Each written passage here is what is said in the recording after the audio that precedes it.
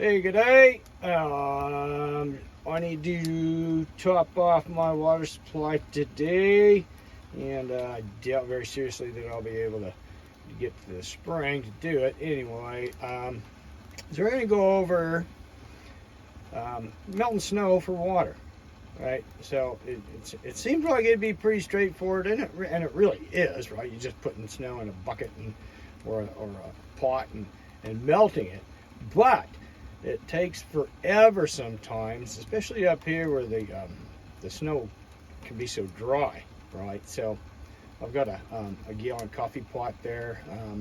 It'd be great if I had something bigger, but anything bigger it tends to get used for thermal mass. So those two bigger pots right there, they stay filled with water. They stay on the wood stove, and when the wood stove goes out at night, they're still hot in the morning. They're keeping me warm. So, all right, there's a little trick or a little tip maybe to help you out. So that is about as much water as I would have if I had filled this up with snow. So the temptation to, once it's melted, to go out there and just refill it with snow will take forever. So I'll get that and make sure that gets boiling before I go back out and get more snow in there. So we'll see how long it takes to get a gallon of water. So always good to have like two containers. Here you go out, get some snow. So this fairly fresh snow here. The wind blows up here so bad sometimes it just gets contaminated. So I've got a kind of a fresh looking drift right here. Let's see how long it takes. So with that boiling water,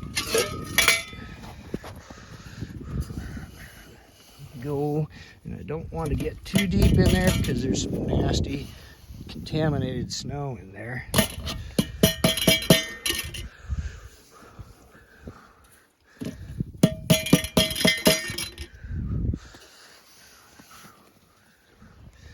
I don't want to get down into that stuff because it is nasty, and that's like last resort stuff right there.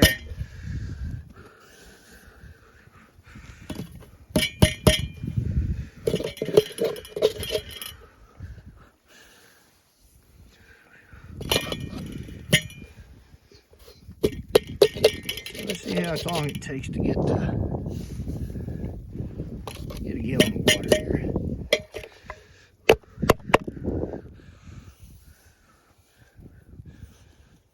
Back it out in there.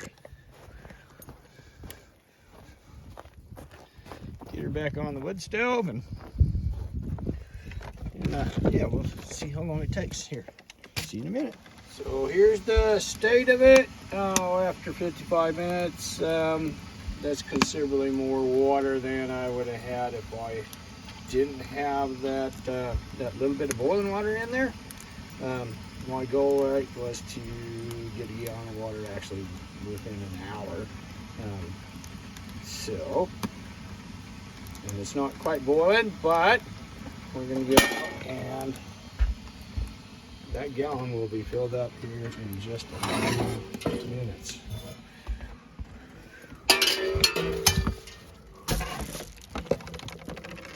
All right, and so the snow can get kind of dirty up here, though. I highly recommend you don't use any snow that looks like that.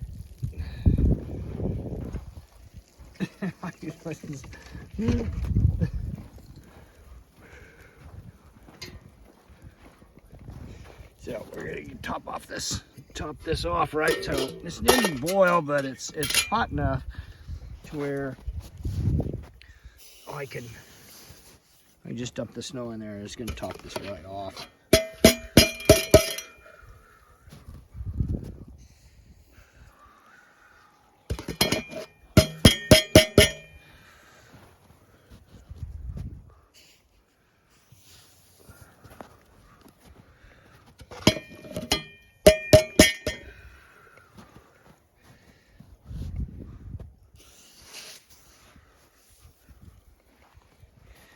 you'd think it's pretty simple, right? Just bloody melt snow, but it's a time-consuming process, actually.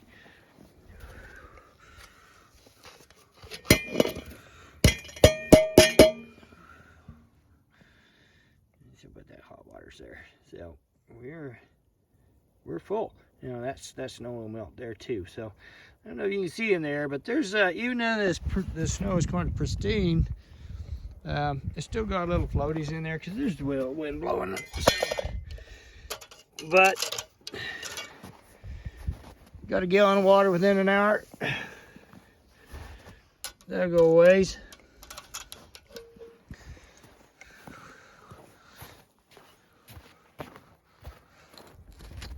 So I'm gonna set these guys over here, and I'm gonna go over just a couple other things here. So when I'm out in the bush, right, this is what I take out into the bush, right? And actually that little strainer actually is pretty dang handy. So that's an old corn boiler. God, I've had that for 20 years probably, something like that. Used to have a handle on it, but that one got away. Well, it's only about 18 ounces, about 600 milliliters for the rest of the world.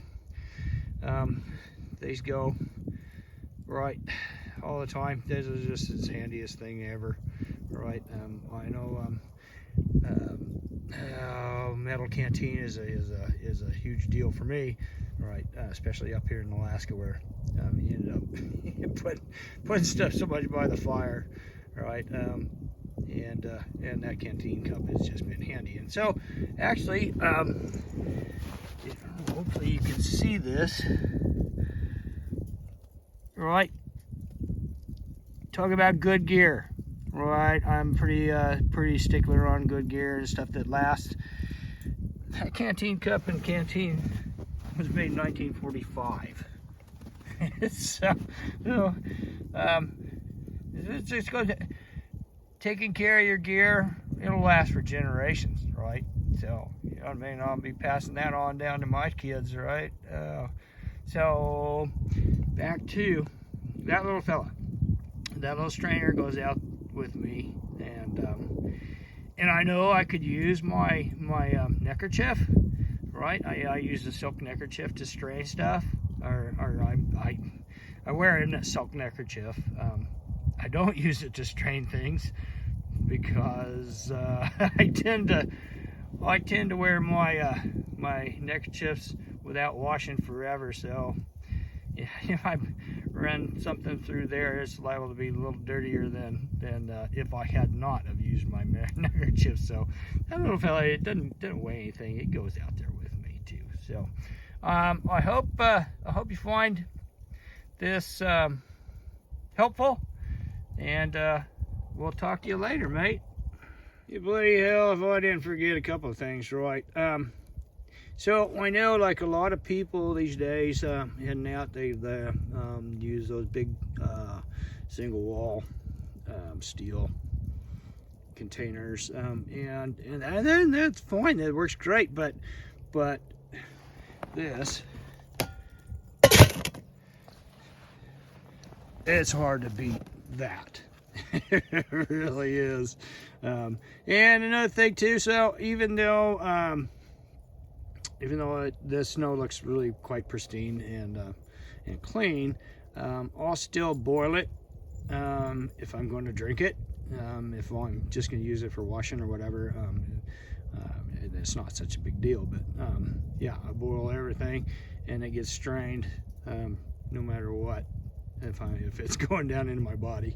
So anyway, the another addendum, I can't forget shit sometimes. So anyway, we'll talk to you later, mate.